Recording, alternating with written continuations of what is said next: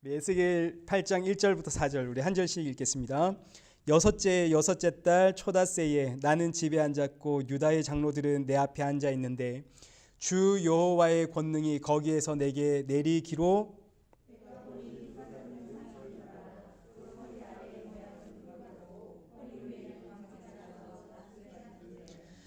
그가 손 같은 것을 펴서 내 머리털 한 모슴을 잡으며 주의 영이 나를 들어 천지 사이로 올리시고 하나님의 환상 가운데 나를 이끌어 예루살렘으로 가서 안뜰로 들어가는 북향한 문에 이르시니 거기에는 질투의 우상 곧 질투를 일어나게 하는 우상의 자리가 있는 곳이라.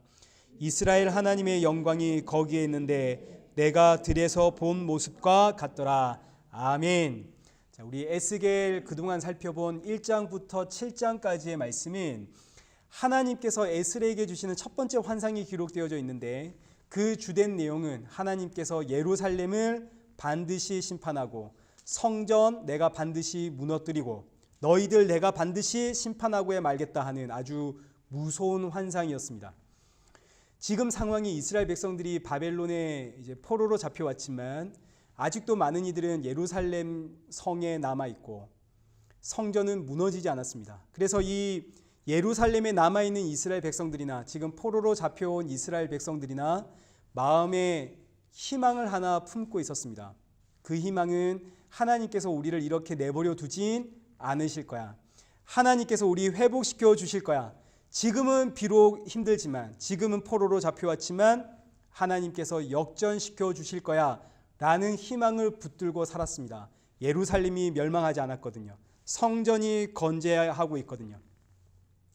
바벨론 포로로 잡혀간 이스라엘 백성들에겐 예루살렘 성과 성전은 희망입니다. 소망이 되는 거죠. 그래서 예루살렘에 남아있는 이스라엘 백성들이나 바벨론 포로로 잡혀간 이스라엘 백성들이나 하나님 앞에 얼마나 정성을 다해 예배드렸는지 모릅니다.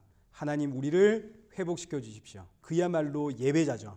너무너무 귀하게 하나님 앞에 예배드리고 있는데 이런 예배자들을 향해 하나님께서 주시는 첫 번째 메시지, 첫 번째 환상이 뭐라고요? 예루살렘과 저 성전 내가 무너뜨려 버리고 그리고 너희들 모두 내가 심판하겠다. 아무도 나의 심판 피할 자가 없다 하는 것이 지금 하나님 앞에 간절히 회복을 기대하며 예배하고 있는 예배자들에게 준 첫 번째 메시지였습니다. 우리 이걸 그동안 1장부터 7장까지 쭉 살펴보았죠. 자, 오늘 8장부터는 하나님께서 이스라엘 백성들에게 주시는 두 번째 환상이 이제 기록이 되는데 이 두 번째 환상은 왜 하나님께서 이렇게 예배하고 있는 이스라엘 백성들, 예루살렘과 저 예배처인 성전 왜 이걸 하나님께서 심판하시고 무너뜨린단 말인가에 대한 내용입니다. 왜 하나님께서 심판하시는지 1절부터 한번 보시죠.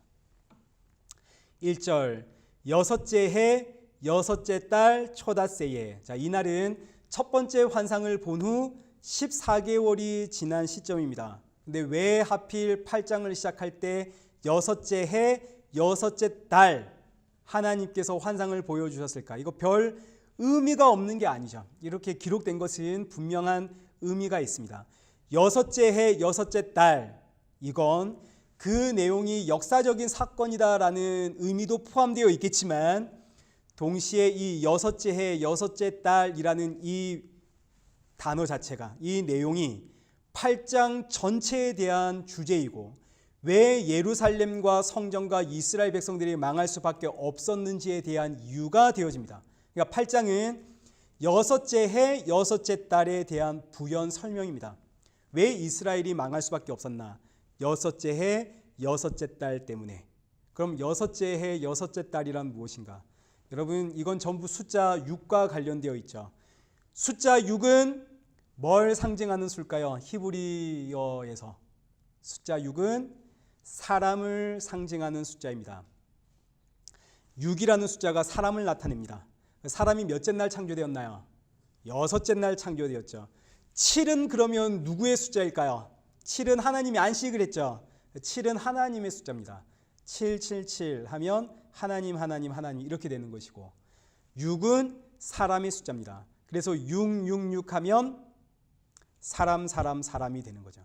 요한계시록에 나오는 짐승의 수 헤아려 보라 666 그 짐승의 수 666은 사람입니다. 하나님의 영이 떠난 사람이 짐승 아닙니까? 에덴 동산에서 쫓겨난 사람이 짐승 아닙니까? 짐승이 몇째 날 창조되었나요? 여섯째 날 창조되었죠. 사람이 몇째 날? 여섯째 날. 하나님이 영이 떠난 사람이 짐승입니다. 그래서 짐승의 수 666은 사람. 이 영어로 하면 제가 영어도 못하는데 of the people, by the people, 그리고 for the people 이렇게 되죠. 사람에 의한, 사람을 위한. 이게 짐승이라는 이야기입니다. 666. 링컨이 이야기했지만. 자, 우리 다시 1절 한번 보시죠. 여섯째 해, 여섯째 달, 사람의 해, 사람의 달에 나는 집에 앉았고 유다 장로들은 내 앞에 앉아 있는데 주 여호와의 권능이 에스겔을 잡아서 예루살렘 성전으로 끌고 갑니다. 이게 3절입니다. 3절 보시죠. 그가 손 같은 것을 펴서 내 머리털 한숨을 잡으며 주의 영이 나를 들어 천지 사이로 올리시고 하나님의 환상 가운데 나를 이끌어 예루살렘으로 가서 안뜰로 들어가는 북향문에 이르시니 거기에 뭐가 있더라? 질투의 우상이 있더라. 곧 질투를 일어나게 하는 우상이 그 자리에 있더라. 자, 이 내용이 5절에 다시 한번 반복이 됩니다. 5절 다시 보시죠. 그가 내게 이르시되 인자야 이제 너는 눈을 들어 북쪽을 바라보라 하시기로 내가 눈을 들어 북쪽을 바라보니 제단문 어기 북쪽에 뭐가 있더라? 질투의 우상이 있더라. 6절 그가 또 내게 이르시되 인자야 이스라엘 족속이 행하는 일을 보느냐 그들이 여기서 크게 가증한 일을 행하여 나로 내 성소를 멀리 떠나게 하느니라. 이 질투의 우상 때문에 하나님이 이 성전에 계실 수가 없어 떠날 수밖에 없다 이 이야기를 하고 계시는 거죠. 자, 그럼 이제 이 질투의 우상에 대해서 한번 생각해 보겠습니다. 지금 성경이 질투의 우상이 어떤 우상인지 말하고 있나요? 안 말하고 있나요? 질투의 우상이 어떤 우상인지 말 안 하고 있죠. 질투의 우상이 지금 형상이 있습니까? 없습니까? 질투의 우상이 지금 형상도 없습니다. 형상도 없지만 이 우상의 이름을 질투를 불러 일으키는 우상. 이게 그러면 무슨 우상이라는 이야기일까요? 이게 지금 탐심이라고 하는 우상입니다. 지금 에스겔이 하나님에 이끌려 예루살렘 성전에 왔는데 성전 분문에서 온 이스라엘들이 모여가지고 하나님 앞에 예배드리고 있는 겁니다. 누구에게 지금 예배드리고 있나요? 하나님께 예배하고 있는 거죠. 분문에서 이스라엘 온 백성들이 모여서 분명 예배는 하나님께 드리고 있는데 하나님은 지금 뭐라고 한다고요? 누구에게 드리는 예배라고요? 질투의 우상에게 드리는 예배. 그럼 3절 하반절 보시죠. 질투의 우상, 곧 질투를 일어나게 하는 우상. 이 우상의 정확한 표현은 질투를 일어나게 하는 우상입니다. 자, 이런 이야기입니다. 이스라엘 백성들이 다 예배처에 모여서 예배드리고 있죠. 야, 누가 예배를 잘 드렸더니 성공했다더라. 뭐가 일어나나요? 옆에서 질투가 일어나죠. 나도 예배 잘 드려서 복 받아야지. 이게 무슨 우상인가요? 질투를 일어나게 하는 우상입니다. 그럼 이런 우상이 내 안에 일어나는 이유는 내 안에 뭐가 있으니까요? 탐심이 있으니까요. 성전에 갔더니 뭐가 가득하더라? 탐심이 가득하더라. 저 사람은 저렇게 해서 복 받았대. 저 사람은 저렇게 해서 복 받았대. 나도 그럼 그렇게 해서 복 받아야지 하고 예배드리는 탐심이 가득한 예배처. 거기에 누가 계실 수가 없나요? 하나님이 계실 수가 없습니다. 그래서 6절 하반절에 여기에 6절 하반절에서 여기에 크게 가증한 일이 있어 나를 내 성소에서 멀리 떠나게 만드느니라. 자, 오늘 우리의 가정, 오늘 우리의 이 교회, 오늘 내 안에 탐심만 가득하면 하나님이 계실 곳이 없겠죠. 그럼 탐심만 가득한 나, 탐심만 가득한 내 가정, 탐심만 가득한 내 교회는 지옥 아닙니까? 이게 지옥입니다. 딴 데가 지옥이 아닙니다. 자, 그런데 지금 여기서 끝이 아닙니다. 왜 예루살렘과 성전이 무너져야 되는지 여기서 끝나는 게 아닙니다. 백성들이 지금 탐심으로 하나님 앞에 예배드리고 있는데 하나님께서는 에스겔에게 내가 더 큰 가증한 일을 너에게 보이겠다. 그리고는 7절 한번 보시죠. 7절 그가 나를 이끌고 뜰 문에 이르시기로 내가 본즉 담에 구멍이 있더라. 8절 이 담을 헐라 내가 그 담을 허니 한 문이 있더라. 자, 지금 이 담은 우리의 마음에 비교해도 전혀 문제가 안 됩니다. 이건 우리 마음의 담입니다. 우리의 마음의 담을 마음을 둘러싸고 있는 그 담을 헐어버리니까 그 안에 뭐가 있더라. 10절 내가 들어가 보니 각양 곤충과 가증한 짐승과 이스라엘 족속의 모든 우상을 그 사방벽에 그렸고 11절 이스라엘 족속의 장로 중 70명이 그 앞에 서서 우상 숭배를 하고 있더라. 이스라엘의 장로는 대대로 70명입니다. 이스라엘의 장로 70명의 마음속에 이스라엘 백성들의 그 장로들 그 마음의 담을 허물고 그 마음을 들여다보니까 그 안에 뭐가 가득하더라. 각양 곤충과 가증한 짐승이 가득하더라. 이게 탐심을 이야기하는 겁니다. 곤충, 메뚜기 떼가 휩쓸고 지나간 자리엔 풀 한 폭이 남지 않죠.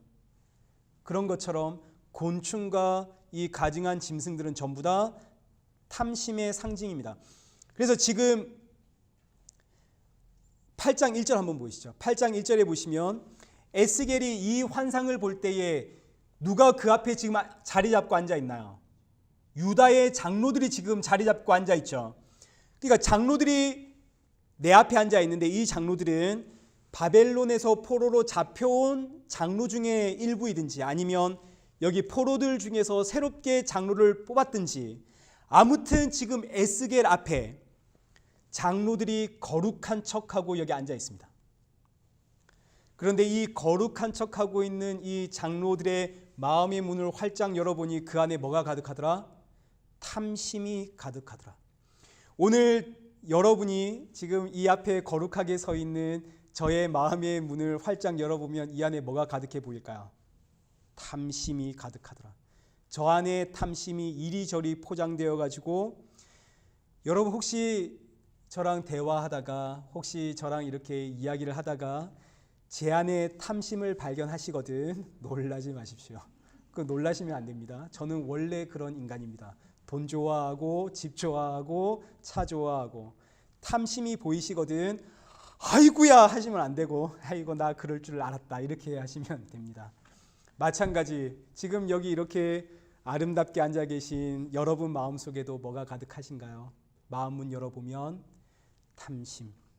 그래서 지금 이렇게 탐심이 가득한 장로들이 앉아가지고 서로 지금 무슨 이야기를 주고받고 있는지 한번 보십시오. 12절입니다.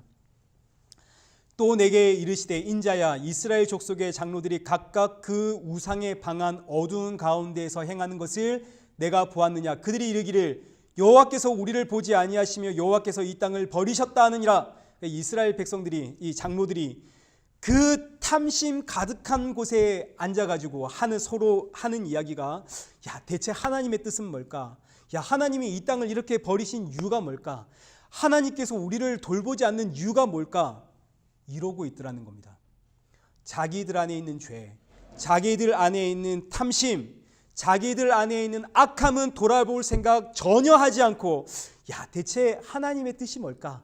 야 대체 하나님이 어떤 일을 우리를 통해서 하려고 하실까? 이러고 있더라는 거죠. 거룩한 척. 그런데 여기서 또 끝이 아닙니다. 하나님께서 에스겔에게 내가 더 큰 가증한 일을 너에게 보이겠다. 그리고 또 인도에 가시는데 이제 14절 한번 보시죠. 14절 그가 또 나를 데리고 여호와의 전으로 들어가는 본문에 이르기를 보니 거기에 여인들이 앉아 담무스를 위하여 애곡하더라. 이 담무스는 풍요와 다산의 신입니다. 지금 이 여인들이 성전의 예배처에 앉아가지고 하나님 앞에 간절히 기도하고 있는 거죠. 우리말로 하면 철야를 하고 있는 겁니다. 금식하며 울며 간절히 하나님 앞에 기도하고 있는데 지금 이들은 분명히 누구에게 기도하고 있나요? 하나님께 기도하고 있습니다. 이들은 하나님 앞에 간절히 기도하고 있는데 하나님은 이 여인들을 향해 뭐라고 한다고요? 그들이 누구를 향해 애곡하고 있더라? 담무스를 향해. 지금 이 여인들이 왜 울고 있나요? 여러분 우리가 언제 웁니까? 여러분 이제 운 적이 별로 없으시죠? 우리 TV를 한번 생각해 보겠습니다. 드라마 보니까 사람들이 언제 울던가요? 내 뜻대로 안 될 때 울죠. 그 악한 사람들 아이고 망했네 하고 울죠. 지금 바벨론에 의해서 나라가 망했습니다. 이 여인들이 애곡하며 기도하는데 뭘 위해서 기도하고 있나요? 나의 풍요와 나의 다산을 위해서. 내 기업은 하나님 안 뺏기게 해주세요. 우리 가정은 지켜주세요. 우리 안 망하게 해주세요. 전쟁에서 이기게 해주세요. 성도는 언제 울어야 됩니까? 성도는 내 삶에, 내 가정에, 내 일터에, 내 교회에 예수님이 안 보이면 그때 울어야 됩니다. 내 자녀들을 보면서 바빠서 예수 믿을 시간이 없다 그러면 어떻게 기도하라고요? 확 망해서 예수 믿게 해주세요. 이렇게 기도하라 그랬죠. 그런데 진짜 망해가지고 예수님은 믿었는데 백수가 되어버렸습니다. 백수, 집에서 놉니다. 그럼 또 무슨 기도해야 됩니까? 하나님, 얘 좀 다시 취업 좀 시켜주십시오. 이러고 기도할 거 아닙니까? 그러니 지금 성경에서 단무스를 위해 우는 여인이 누구의 이야기인가요? 우리의 이야기죠. 저와 여러분의 이야기입니다. 여러분, 우리 왜 구원받으려고 하십니까? 구원받으려고 하는 것도 결국 나의 무슨 욕구인가요? 탐심이죠. 구원의 욕구도 우리의 탐심입니다. 우리가 이 단무스를 위해 애곡하고 있는 이 여인들이죠. 근데 또 여기서 끝이 아닙니다. 하나님께서 에스겔에게 내가 이것보다 더 큰 가증한 일 너에게 다시 보이겠다. 그래서 이제 16절로 한번 다시 보시죠. 그가 또 나를 데리고 여호와의 성전 안뜰에 들어가시니라. 보라, 여호와의 성전 문 곧 현관과 제단 사이에 약 25명이 여호와의 성전을 등지고 낫을 동쪽으로 향하여 동쪽 태양에게 예배하더라. 여기서 현관과 제단 사이에서 25명의 이 사람들은 전부 다 제사장입니다. 24명의 제사장들은 현관과 제단 사이를 오가면서 돌아보면서 성전의 일을 하는 제사장이고, 한 명의 제사장은 이 모든 일들을 총괄하고 있는 대제사장입니다. 성전 안에는 항시 25명의 제사장들이 있죠. 근데 이 제사장들, 하나님 앞에 예배를 집행하고 인도하는 이 제사장들이 지금 뭐 하고 있다고요? 여호와의 성전을 등지고 누구에게 예배하고 있더라? 태양신에게 예배하고 있더라. 근데 지금 제사장들은 누구에게 예배하고 있나요? 하나님께 예배하고 있습니다. 이들은 온 정성을 다해 지금 하나님께 예배하고 있는데, 하나님이 보실 때 너희는 누구에게 지금 예배하고 있다? 태양신에게 예배하고 있다. 그러니까 지금 이제 성전의 전체를 한번 보시죠. 저 위에서부터 25명의 제사장들, 70명의 장로들, 여인들, 그리고 온 이스라엘 백성들이 전부 다 예배라는 이름으로 뭐 하고 있더라? 우상 숭배를 하고 있더라. 이 우상은 전부 결국 누구를 위한 우상이고 누구를 위한 예배인가요? 전부 다 결국 나를 위한, 사람을 위한, 이게 사람 나를 위해 살아가는 사람들. 그래서 하나님께서 이제 에스겔에게 이렇게 묻고 8장이 끝이 나는 겁니다. 17절과 18절 보시죠. 또 내게 이르시되 인자야, 네가 보았느냐? 유다 족속이 여기에서 행한 가증한 일을 작다 하겠느냐? 18절. 그러므로 나도 분노로 갚아 불쌍히 여기지 아니하며 긍휼을 베풀지도 아니하리니 그들이 큰 소리로 내 귀에 부르짖을지라도 내가 듣지 아니하리라. 자, 이제 정리하겠습니다. 하나님께서 이스라엘 백성들을 심판하는 이유가 뭔가요? 위로부터 아래까지 단 한 사람도 빠짐없이 모두 자기를 위한, 사람을 위한 우상 숭배를 하고 있기 때문에, 지금 구약은 그림자라 그러죠. 보통 그림자입니다. 이 그림자 우상을 하나님은 질투의 우상, 질투를 일어나게 하는 우상, 이렇게 표현하고 있지만, 이제 신약으로 넘어가면 이 우상이 이름이 뭔지를 정확하게 이야기를 하죠. 골로새서 3장 5절에 탐심은 곧 우상 숭배니라. 우상 숭배는 곧 탐심이니라. 골로새서 3장 5절에 너무너무 정확하게 기록하고 있습니다. 탐심에 대한 이야기입니다. 오늘날 성전은 이 교회 아닙니다. 이 교회는 예배를 드리는 예배당입니다. 성전은 저와 여러분이 성전입니다. 고린도전서 3장 16절에 너희는 너희가 하나님의 성전인 것과 하나님의 성령이 너희 안에 계시는 것을 알지 못하느냐. 저와 여러분이 성전이죠. 그런데 이 성전 안에 지금 뭐가 가득한가요? 오늘 저와 여러분 마음 안에 무엇이 가득합니까? 탐심만 가득합니다. 목사님 저는 아닙니다 이러시는 분 계십니까? 없죠. 우리 안에는 탐심만 가득합니다. 그러니 오늘 우리도 에스겔서에 기록되어 있는 말씀처럼 하나님의 심판 피할 수 있나요? 없나요? 없죠. 하나님의 심판 받아야 우리는 마땅합니다. 근데 우리 왜 심판 안 받습니까?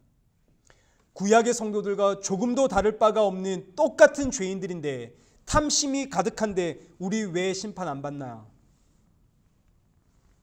오늘 저와 여러분은 예수의 보혈 의지하고 있기 때문입니다.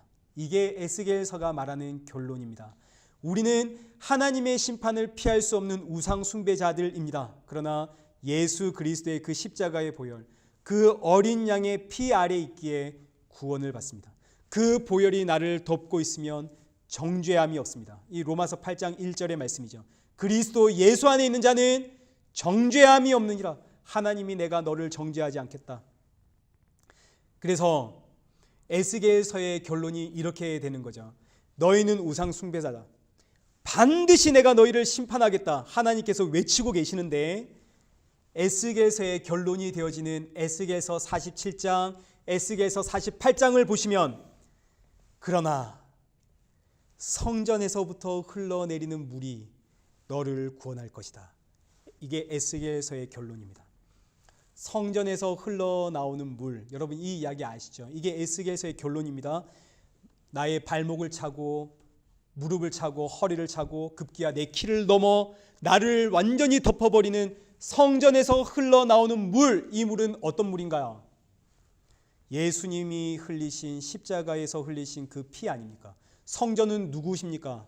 예수님이 성전이죠. 예수님으로부터 흘러내리는 십자가에서 쏟아지신 그 예수님의 피가 너희를 구원할 것이다. 이게 에스겔서 전체의 결론이 되어집니다. 오늘 예수님의 십자가의 보혈, 그 피가 저와 여러분을 구원합니다. 그러니 사랑하는 성도 여러분, 예수님 안에서 살아가십시오. 예수 믿고 사십시오. 예수 믿고 사는 은혜가 2019년 여러분의 가정에, 자녀들에게, 이웃들에게 충만하길 축원합니다.